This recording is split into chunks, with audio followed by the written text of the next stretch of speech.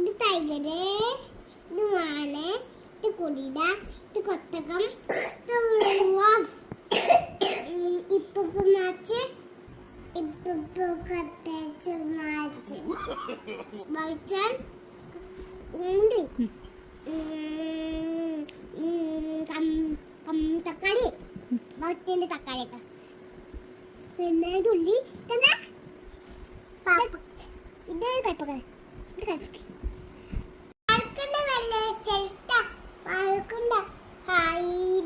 ജനുവരി ഫെബ്രുവരി March April June August September October November December